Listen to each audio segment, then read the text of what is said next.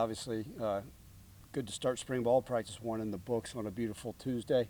It feels like it's been forever since we last played our game, which it has been. But it's nice to get out there and actually do football.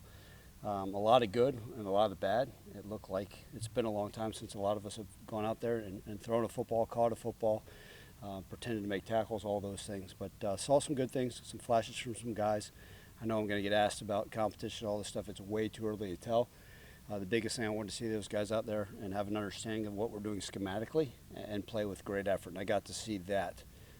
But it's really early. Like I told the guys, we only get 15 guaranteed opportunities, and we're down one. So what did we do with that? Got to learn from this film. Got to find ways to get better and continue to focus on the fundamentals. You often get asked in spring, what's the focus? I think the focus with this many new guys is just get really, really good at the fundamentals. Let's be great at those things. We'll have another helmet practice, and then Saturday we'll be in pads. And you really can't dictate or look at really what anything looks like until you get some pads on. Everybody looks okay running around. We got length, we got size, and we got speed. But too many mistakes just in general with, hey, making sure I'm stepping with this foot, make sure I'm doing those things, and that's on me to get fixed. All in all, it was just an okay day. But I'm excited to learn from this film and the guys to be able to see themselves and come back out here on Tuesday to compete. Next Thursday, excuse me.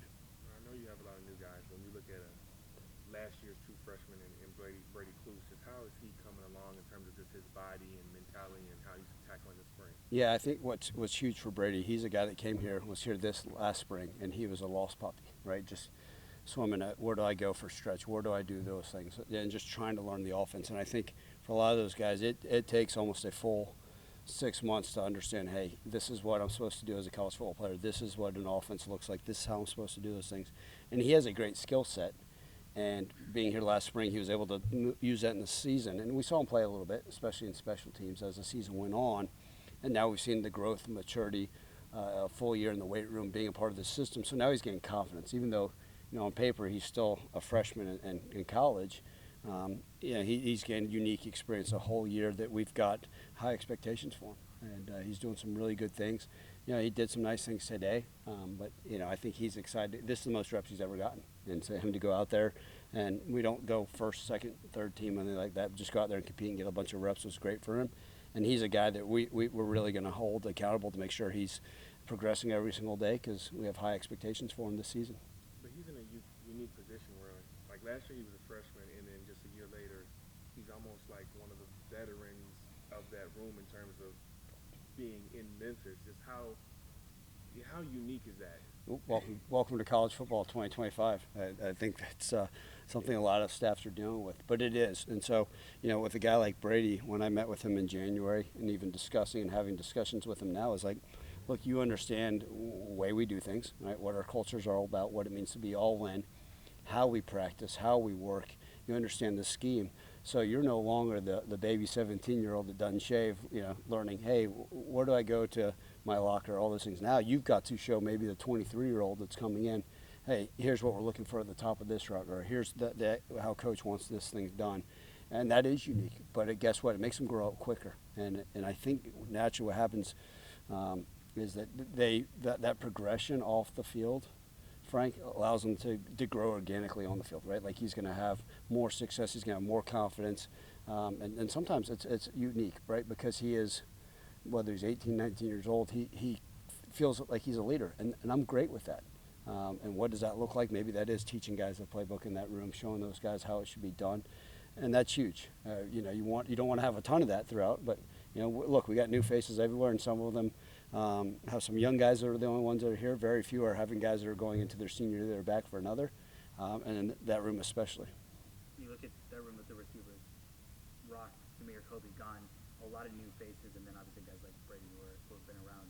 What are you looking for in terms of the competition? Like, how do people separate themselves? Yeah, I mean, it's Jonah, it's obviously too early to figure out who the heck is what. What we're doing is letting everybody get a ton of reps and kind of getting a feel for, one, right, do you have a full understanding of this offense? And then, how are you separating yourself? It's not just making the big explosive play, but what are you doing with that 3-yard catch, right? Are you turning around, getting north and south and getting 5 yards?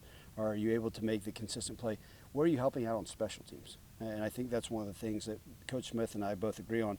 Like, we're going to ask more of our wide receivers to be involved in special teams. We've used a lot of safeties and a lot of corners over the years and linebackers, but man, we got some wide receivers with length. Like, let me see you guys step up. I don't care if you're playing 40 plays a game. Let's get 12 plays on special teams. And so we're challenging them. Hey, you want a spot at the table, you're going to have to be able to play some special teams. You're going to have to step up in that role. And then going out there at that position, really, right, everybody flashes. I mean, we can go put on, me and you could go out there, and we're probably not the most athletic. You're more athletic than me, and we could put some Twitter highlights on there, and people are like, whoa, those guys are really special. Look at those catches. You know, we drop every other one. But we could cut it out and make us look like we're getting good verticals. But for wide receivers, how consistent are they? And that's why I want to say, like, if Brady had a good practice today, well then, man, Thursday may be better, Saturday may be better. And those guys that maybe didn't do as well, okay, what are you going to learn from? And consistency is what we want to see in that room, not just flash play here or there, but can they go out there and make plays on a consistent basis? I know you mentioned this the other day, but the spring game, I saw even today another team, I think that's them, you said they're not going to play a spring game. When you made that decision, like, what went into that in terms of like pros and cons that you were kind of weighing? There was never a thought in it. First and foremost, when I saw that, my number one thing is, can we put on a showcase for our fans? We got the best fans in the country, and a lot of them look forward to that. In fact, you know, it was interesting when we moved it from Friday night to Saturday and tried to make it more events. A lot of the fans were like, man, that's great. We really appreciate that. That allows us to be able to get to that. Allows us for, you know, some people talked about tailgating instead of having to get off work early, to be able to enjoy that. What the Highland 100 does with the Barbecue Fest. I know the school is planning a ton of great things. It gets a lot more people involved, and I think we saw that last year. And sometimes we're always fingers crossed, right? We're hoping the weather's like it is today. But when thinking about the spring game, the first thing I thought about was, man, the fans. It's something for them to enjoy. So if we can get 15,000 fans out there to come see the product that we have, we got so many great young men and a lot of new faces. So that's the encouragement. Go and put that out there for those guys to come see who their Memphis Tigers are in 2025.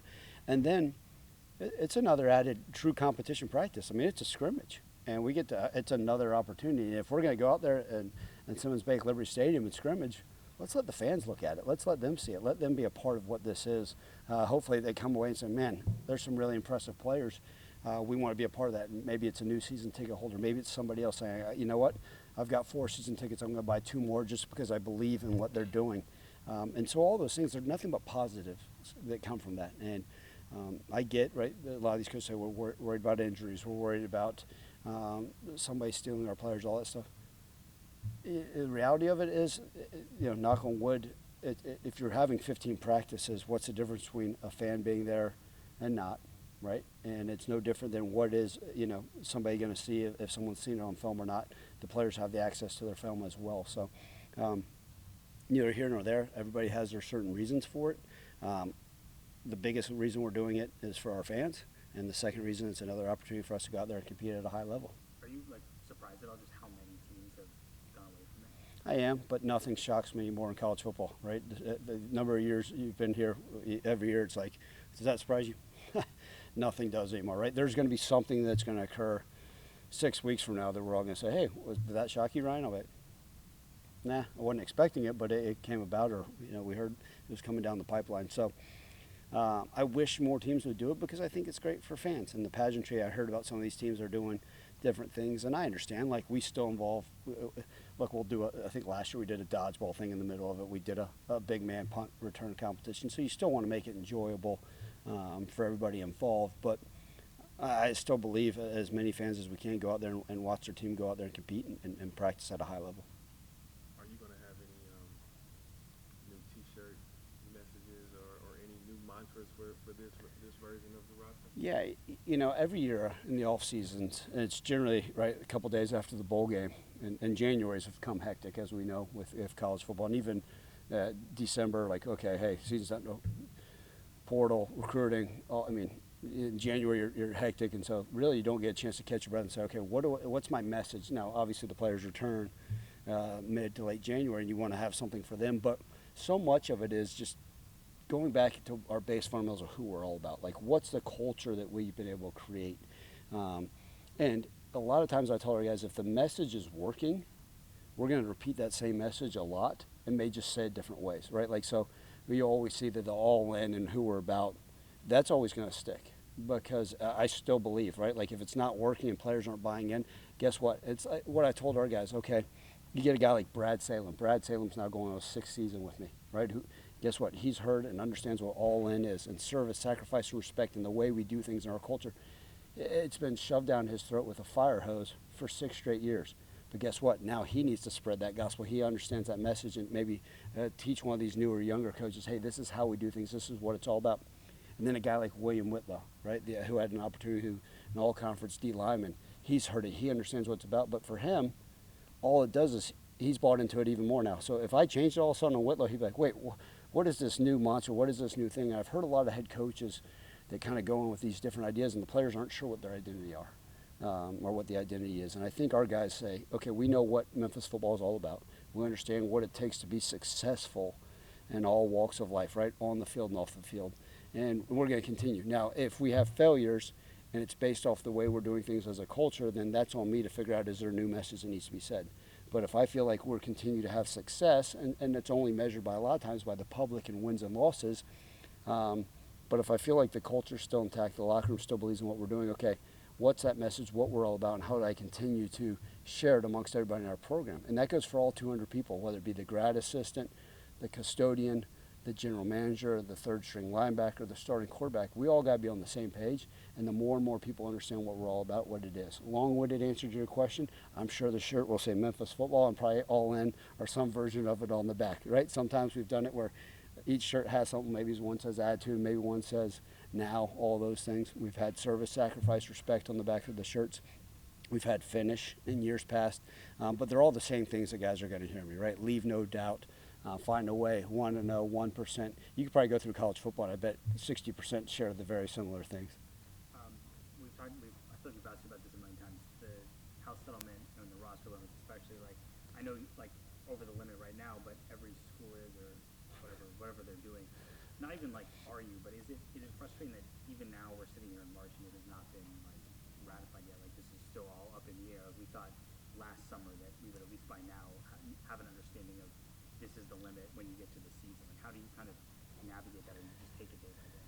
Yeah, a lot of it is, right, hearsay. Hey, this is what's being voted on. This is what's going to happen. This is what's probably going to happen. And that's a dangerous game in college football, because you try to plan for those things, and it's my job as the head football coach here to make sure this organization's on track for whatever's set. And we get thrown curveballs all the time, right? Like, hey, all of a sudden this is going to change, or now the unlimited transfers. I mean, all those things that totally changes the way you operate. They went to unlimited official visits for players. Now all of a sudden schools can do unlimited official visits.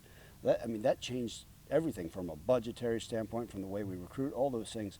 So at least this thing we've been kind of warned about. It's not like we're stepping on the train tracks and here comes a train that we didn't see. So we're doing our best to prepare for it and understand what roster management looks like.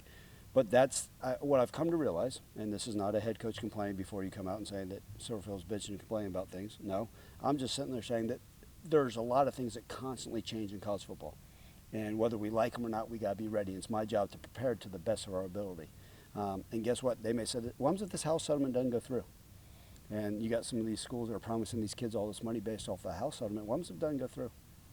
So what I do is I always try to prepare for ourselves. Hey, here's the worst case situation, and then if things occur, here's the best case and what we can do and how we can help you and how we continue to make this thing better for you. So you try to prepare, and it's like no different. I always go back to like the COVID calendar, right? Like, okay, here's the plan, but here's the other plan, and here's another plan, and I try not to worry myself sick about all the things that could and couldn't happen, but be as as best prepared as I can be if there is a change of plans and what it may look like. Right, when we talk about, I know internally you guys have your expectations are what they are, but from an outside perspective, if this was in the past, a team that lost the amount of production that you lost, the public would usually be a little bit more lenient if there was growing pains the next year. But with the transfer portal, just how much does that intensify the need to always win now? I always say it every year, Frank, like no one's going to have higher expectations for this program and the need to win right now than myself. I don't care if it's me as a first-year head coach or if injuries occur, any of that stuff. There's no excuses and there's no explanations. This year, right, I mean, we didn't set out what we meant to do last year, and whether people thought last year was a good season or not doesn't matter. We've got to be better. And guess what? Next year, if we win 12, 13 games, the following year's got to be better. We're always got to set the bar higher and continue competing. So there's no ask for leniency. It's, hey, you've got to continue to take this program to new heights and make sure we're progressing. And like I said, the best way that we can show everybody is by trying to find ways to win more football games, right? To win a championship, to do those things at a higher level. But we can take it one day at a time. So I don't sit here and say, what are the outside expectations? What do people think about these new faces? It's my job to prepare these guys to make sure we are as ready as we've ever been, that we can go out there and compete at the highest level, that every single game we line up with confidence, that we've prepared, that we've got the group of individuals that can go out there as a team and win every single football game. But again, I got to make sure spring practice number one's right, and we'll figure that out and get better, and then we'll look at tomorrow, trying to find ways to get better, and one day at a time approach. And I hope by the time this thing kicks off, you know, it's, hey, the expectations are what they are, right, to go out there and compete for championships year in and year out. Last year, in this time off season, we're talking about Seth, Chandler, Rock coming back, right? It's all about that and the momentum from last season. They won 11 games, but now, like, a lot of guys are gone. Obviously, you mentioned a couple of guys are back. How do you, like, take the momentum from last season, even though there's so many new faces? Yeah, I think, you know, we talked about the positives of what it does for a program, right? We talked about the positive winning the Liberty Bowl, right? Playing an Iowa State team and winning that game and getting the 10th win and celebrating in grand fashion. People saying, hey, heck of a year, 10 wins. We've always wanted to win the Liberty Bowl game versus a Big 12 team. That's great. We use that momentum, you know, going into recruiting and understanding what's going on. Then you talk about last year, right? 11 wins, being another Big 12 team. And some of those guys now going on. So how we do is like, hey, that last year was great. How do we get better? And then going kind of back to Frank's question is, how do we use, hey, we understand what we're capable of. We understand what the expectations and how we do things and how we work. So and it starts with me improving and then everybody else. And with those new guys, they understand when they stepped in, when I recruited those guys, Joe, and I said, here's the expectation.